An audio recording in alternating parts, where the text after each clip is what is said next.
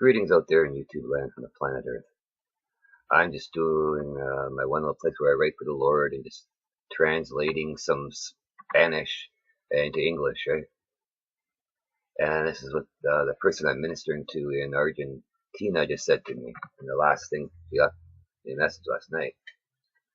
Thank you for your advice. When I heal my soul, I will. So I'm contemplating how to respond to her on that, right?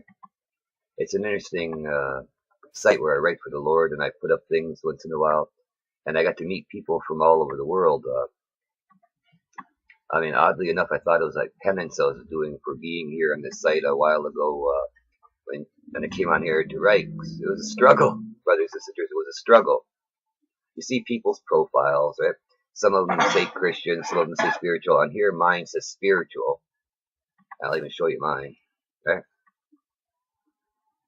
See, I shaved, and that's an older photo of me, but yeah, I got that little beard thing. I got to shave that right now, right? But, you go to mine, and it's a meal I made, but, load up. I got a bunch of stuff. Some Christian music of different kinds.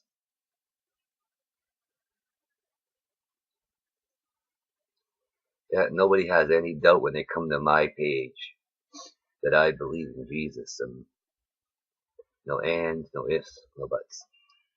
And on these things, yeah, you'll get a lot of friends. Some of them will actually talk to you, and then they change their photos up after, and I'm not sweating that, right, at all. Because the whole purpose of me being here was to plant some seeds for Jesus, right? That's what it was. Little by little. They celebrate for every single lost sheep found. Many listen to the stories of the lost sheep, and then they listen to the prodigal son, okay? But they miss the whole point of it. The kid messed up, realized it, went back to dad and said, hey, I am sorry, forgive me, right? That was the point of it. We are all the prodigal son in a way. We've all messed up. When Jesus looks down and he does not see a single righteous person on the planet, when our best works are as filthy rags before the Lord, so many should be ashamed for raising themselves up on pedestals and get off their high horses, because they're not all that in a bag of potato chips. Not in the Lord's eyes, right? Not mine either.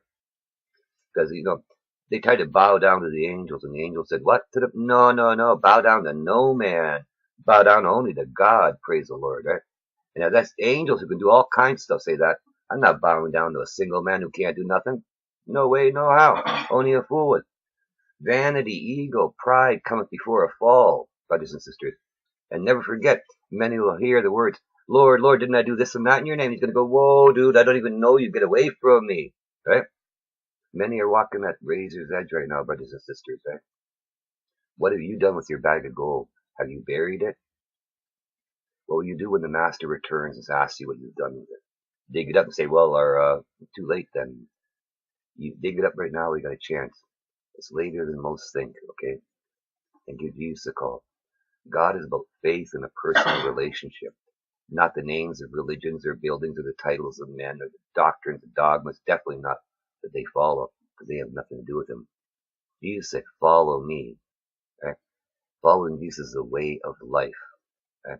You live it daily by your actions and words and deeds. You judge a tree by the fruit it bears. How many of them out there do you see that are bearing fruit at all? Many just like to sit around in chat rooms and stroke their own egos and talk about everything else except God in a Christian chat room. I got nothing against socializing, do I, Lorden? Nope. We socialize and we talk about all kinds of stuff. But when it's Jesus time, when we're focusing on Jesus for fellowshipping, it's Jesus we talk about, right? Yeah. We watched The Passion of the Christ the other day, right? Yeah. Because that was Jesus time, yeah. And then we watched other movies because that's other time, though. We learned to separate and delegate Jesus time with other time and recreation. Well, that's what you need to differentiate, and that's what some of these rooms are failing on. They'll talk about everything else under the sun except for Jesus. I went and checked out a few. And you just, go on how the dog turned to the vomit. They don't want to know the truth, right? They would rather go something that is acceptable than that strokes their ego and lets them know they can get away with the sins they're doing. Don't worry. Once saved, always saved. All these lies, brothers and sisters, right? No one is guaranteed anything. Trust me on that. I was healed March 12th. I took my wife home to the Home Office June 26th, right? And I thought I'd have some time with her since I was the one that was passing for the grave, not her, right? Don't take it for granted because God decides who makes it, who doesn't. Many forget it's your works that make up the fine fabric of your clothing up there in heaven. It's the only thing you take with you. It's written right there, but nobody thinks about it. What works have you done? Have you tried? It doesn't matter if they're big or small. It's what God thinks. Trying is what matters, right? It's the effort. Did you try or not? So many sit on their asses doing nothing, brothers and sisters. When he tells you to go out there planting seeds, he says, follow me. There are brothers and sisters out there laying hands in different parts of the planet. Some of them traveling around like I will be shortly. Because Jesus said, do as I do. And there are others, and it was just more than 12 that laid hands. Jesus had a lot of followers, and they did as he told them to do. Right? Do as I do, and they did. That's why we're hearing about him now. Not everyone is called to laying hands, but if the situation comes forward, you can, because that kind of authority is given to you if you have the faith of a mustard seed. It's truly amazing, because I was contemplating that, whether I had the faith of a mustard seed when Jesus healed me. Take a moment out of your busy day and take a look and ask yourself what you've been busy with. Have you put God first in your life? Because if you haven't, you got issues to work with, big time. Put God first and everything else will fall into place. Because it truly is later than you think. Look around what's going on. China's taken over seaports in other countries. You name it. States pulled out of Syria. All manner of stuff is going on right now. These are the times the Bible spoke about. And the third temple is going up. Think about it. Time is short. There's only a lousy couple of years left. Right? This is the best that we're going to have for the next couple of years, sadly. Right? Because the temple's going up, and we know who's going to be walking around it 42 months after. Right? And he'll be here before then walking around, as you know. And then don't forget the two witnesses got a little bit of time to do. And there's not much time left.